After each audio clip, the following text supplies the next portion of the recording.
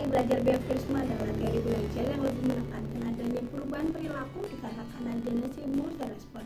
Aplikasi dari teori belajar behaviorisme ini adalah cocok untuk meningkatkan kemampuan belajar yang membutuhkan latihan dan pembiasaan. Penerapan dari teori behaviorisme di bawah: yang pertama, belajar disusun secara sederhana, banyak gambar dan disusun secara sistematis. Hal ini dikarenakan karena anak usia dini membutuhkan hal yang konkret sehingga membutuhkan banyak gambar agar mudah dipahami oleh peserta didik. Yang kedua adalah guru memberikan penjelasan tentang materi menggunakan media alam atau yang bersifat kontekstual. Yang ketiga, bahan evaluasi guru untuk penerapan pelajaran yang telah dilaksanakan. Yang keempat adalah guru memberikan pembiasaan yang baik dan teladan sekolah bagi peserta didik. Yang kelima adalah guru menilai proses pada peserta didik hanya bukan berdasarkan pada hasil karya peserta didik. Yang keenam adalah terakhir, guru menjadi role model bagi anak. Pada teori behaviorisme ini, guru menjadi role model atau menjadi contoh penilaian dari peserta didik. Implikasinya di bawah. Yang pertama adalah dicontohkan pada gambar. Di gambar pertama adalah pembiasaan cuci tangan sebelum masuk ke dalam kelas. Pembelajaran ini menggunakan guru mengajarkan bahwa cara mencuci tangan, langkah mencuci tangan, kemudian dipraktekkan secara langsung oleh guru dan melakukan pembiasaan bahwa sebelum masuk ke kelas harus mencuci tangan, sehingga pembiasaan yang telah dilakukan oleh guru menjadi sebuah pembiasaan bagi peserta didik untuk sebelum masuk ke kelas adalah mencuci tangan. Yang kedua adalah gambar di mana guru membiasakan berdoa sebelum makan. Hal ini diajarkan untuk dipraktekkan bahwa sebelum makan itu harus berdoa terlebih dahulu. Guru melakukan bagaimana cara berdoa, kemudian berdoa yang baik, sikap berdoa seperti itu, sehingga pembiasaan yang dilakukan oleh guru menjadi pembiasaan yang dilakukan oleh siswa. Teori sosial kognitif merupakan teori yang menegaskan bahwa sebagian besar pembelajaran manusia terjadi dalam lingkungan sosial dengan mengamati orang lain. Dengan cara ini, manusia memperoleh pengetahuan, aturan, keterampilan, strategi, keyakinan, dan sikap-sikap. Penerapan teori sosial kognitif di PAUD yaitu seperti yang pertama, guru meminta anak untuk bercerita tentang kegiatan anak pada hari itu. Yang kedua, guru memancing anak dengan sebuah pertanyaan dan melakukan recalling agar anak berperan aktif. Yang ketiga, guru membantu anak untuk menemukan solusi dalam kegiatan belajar. Yang keempat, meminta anak untuk menjelaskan tentang hasil karya yang telah dia buat.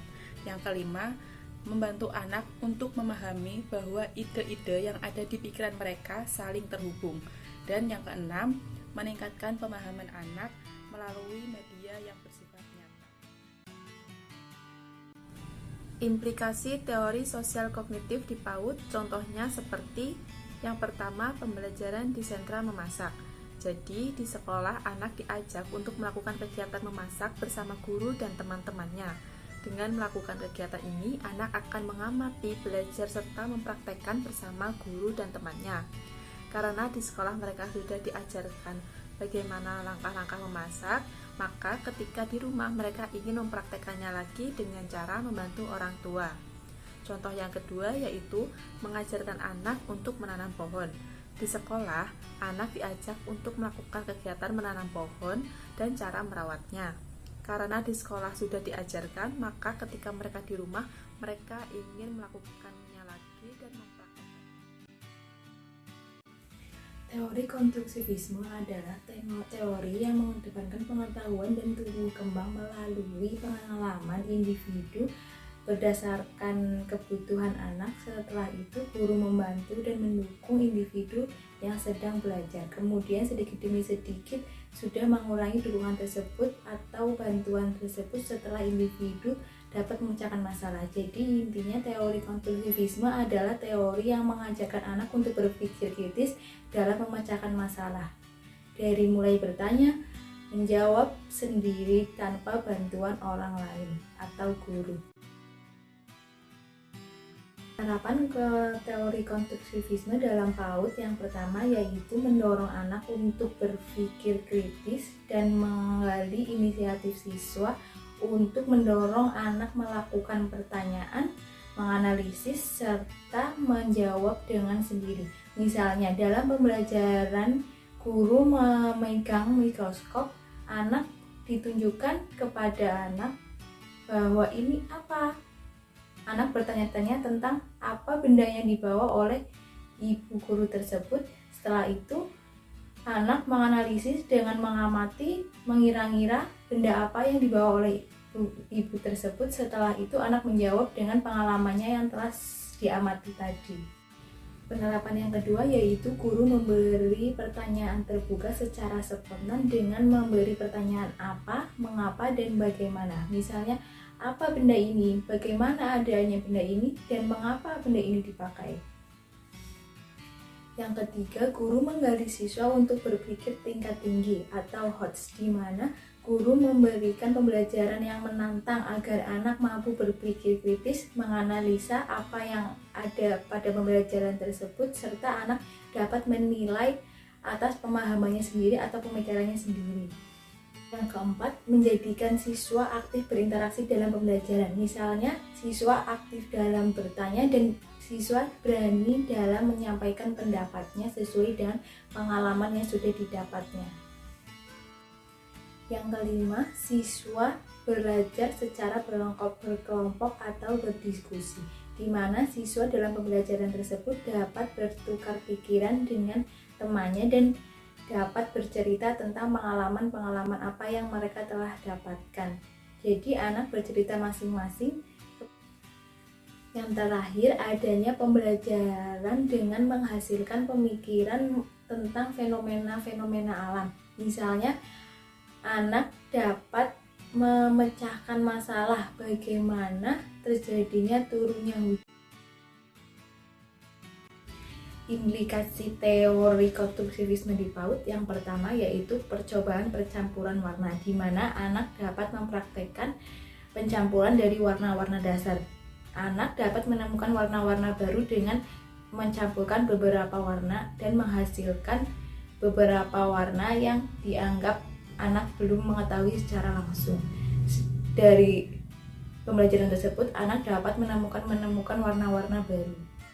Yang kedua yaitu percobaan fenomena alam gunung meletus, di mana dalam pembelajaran tersebut anak dapat mengetahui dengan melalui miniatur gunung meletus bagaimana gunung meletus itu terjadi dan mengapa gunung meletus bisa terjadi dan apa akibatnya.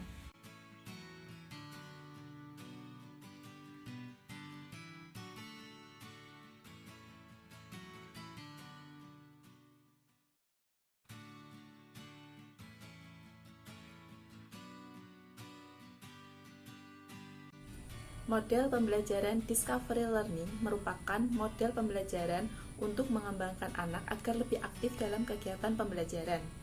Model ini menekankan agar anak dapat menemukan informasi dan memahami konsep sendiri berdasarkan kemampuannya, namun tetap dalam pengawasan dan bimbingan guru. Model pembelajaran project-based learning. Model pembelajaran based learning adalah atau pembelajaran berbasis proyek merupakan pembelajaran inovatif yang bersifat beranak yang menetapkan guru menjadi fasilitator dan motivator. Pada model pembelajaran ini, anak diberikan kebebasan dalam memecahkan suatu masalah yang terdapat pada pembelajarannya, sehingga anak dilatih untuk mandiri dan mencari solusi tersendiri untuk memecahkan permasalahan tersebut. Model pembelajaran proyek ini melibatkan peserta didik sebagai objek real secara optimal dalam proses pembelajaran, sehingga dapat mendapatkan motivasi yang tinggi dan menghasilkan kerja yang berkualitas tinggi. Model pembelajaran problem-based learning atau PBL adalah model pembelajaran yang menekankan pada anak untuk dapat memecahkan masalah, di mana anak belajar secara langsung menggunakan media, serta tujuan model pembelajaran ini yaitu mengembangkan anak untuk aktif, bersikap mandiri, dan dapat memecahkan masalah melalui media tersebut. Misalnya, anak dapat melakukan percobaan.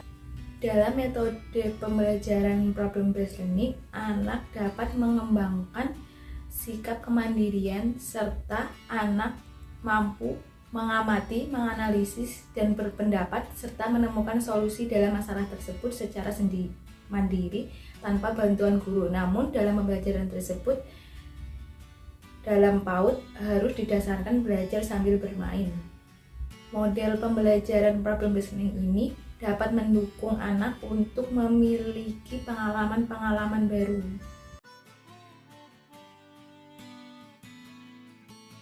Motivasi siswa sesuai dengan permasalahannya. Untuk kasus yang pertama yaitu Tania yang memiliki kemampuan rendah dan keinginan yang rendah untuk sukses. Motivasinya yaitu yang pertama, memberikan pengertian bahwa semua individu memiliki kemampuan masing-masing. Yang kedua, memberikan penjelasan bahwa Tania memiliki kemampuan dalam salah satu hal. Yang ketiga, mengapresiasi Tania. Dan yang keempat, perlunya latihan untuk mencapai suatu kesuksesan atau keinginan. Kasus yang kedua adalah Samuel memiliki rasa takut yang gagal. Kita sebagai guru di sini adalah memberikan penjelasan bahwa kegagalan bukan sesuatu yang memalukan. Yang kedua adalah menceritakan kisah inspiratif secara sederhana pada anak terkait orang sukses, terkait orang yang bekerja keras, memiliki motivasi yang tinggi, sehingga kegagalan adalah suatu kesalahan tapi bukan awal dari kesuksesan. Yang ketiga adalah menekankan pada anak untuk berani dengan menghilangkan perkataan orang lain. Terkadang perkataan orang adalah ingin menjatuhkan harga diri seorang Samuel, namun kita akan memberikan penjelasan bahwa kamu itu harus bisa seperti itu. Kan adakah kita memberikan reward atau penghargaan apabila Samuel itu berhasil melakukan sesuatu hal yang ia takutkan. Selanjutnya adalah mengajarkan anak pada proses bukan hanya pada hasil akhir. Kasus yang ketiga yaitu Sandra merupakan anak yang tenang di dalam kelas, namun Sandra meremehkan kemampuan orang lain. Menurut kelompok kami, motivasi yang dapat diberikan untuk kasus tersebut yaitu yang pertama, memberikan penjelasan bahwa keterampilan atau kemampuan setiap individu berbeda-beda. Misalnya, Sandra memiliki kemampuan atau keterampilan lebih dalam hal matematika, sedangkan temannya ada yang memiliki keterampilan lebih dalam bidang seni. Yang kedua, memberikan atau mencari informasi lebih lanjut mengapa Sandra meremehkan teman-temannya dengan mencari jawaban atau bertanya kepada orang-orang sekitar, misalnya kepada orang tuanya. Yang ketiga, dengan memerintahkan Sandra untuk menceritakan bagaimana Sandra dapat berhasil untuk meraih hal-hal tertentu. Misalnya Sandra berhasil dalam nilai matematika yang bagus, atau Sandra dapat menulis dengan rapi. Jadi Sandra diminta untuk bercerita bagaimana kok bisa tulisannya rapi, atau bagaimana Sandra cara belajarnya. Yang keempat, mengajarkan Sandra untuk memberikan pujian atau bersikap rendah hati kepada temannya. Misalkan mengajarkan Sandra untuk berterima kasih atau memberikan tepuk tangan kepada teman yang sudah mau atau mampu mengerjakan sesuatu atau berhasil dalam melakukan sesuatu. Kasus keempat yaitu Robert yang mengalami penurunan minat rendah dalam sekolah dan tinggal bersama bibinya. Hal tersebut dapat kami motivasi melalui yang pertama, menjadikan Robert merasa nyaman dan aman di lingkungan sekitar sekolah. Misalnya sebagai guru sebisa mungkin dapat merangkul dan menjaga peserta didik untuk merasa aman dan nyaman dengan kita. Yang kedua, memberikan reward dan apresiasi yang menyenangkan. Misalnya guru memberikan bintang kepada Robert ketika Robert dapat melakukan sesuatu. Yang ketiga, mengenal minat dan bakat Robert. Misalnya Robert menyukai tentang keterampilan fisik motorik kasar, di mana guru dapat meningkatkan atau mendekatkan diri kepada Robert dengan cara olahraga atau bermain sepak bola bersama. Yang keempat, mengadakan parenting untuk wali murid, di mana hal tersebut dapat membuka pikiran bahwa pentingnya pendidikan atau pengayoman untuk anak didik.